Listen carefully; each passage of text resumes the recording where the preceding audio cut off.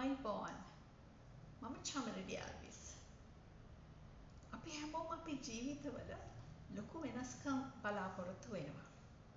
ඉතින් මේ ලොකු වෙනස්කම් ආරම්භ වන්නේ ඊටාම කුඩා පියවර වලින්. මම අද ඔයගලන්ට කියලා දෙනවා ඔයගලගේ ජීවිත වෙනස් කරගන්න ඕන ඊටාම සරල පියවර තුනක් ගැන. First step. දවස ගානේ ඔයා විනාඩි 10ක් ඔයා වෙනුවෙන් වෙන් කරගන්න. Second step. ඔයා නොදන්න දෙයක් ගැන ඔයාට relevant වුණා නැතා අලුත් යමක් ගැන ඉගෙන ගන්න. Third step.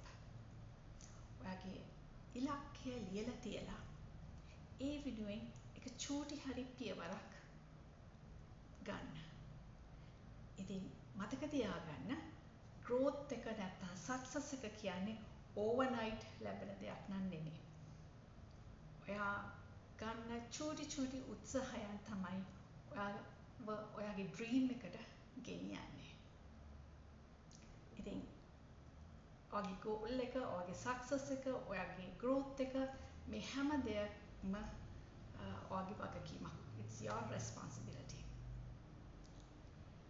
මේ වගේ තවත් personal development ideas ගැන ඔයගලන්ට දැනගන්න අවශ්‍ය නම් mixmind.lk සහ Ambassadors Club සමග එක්වන්න.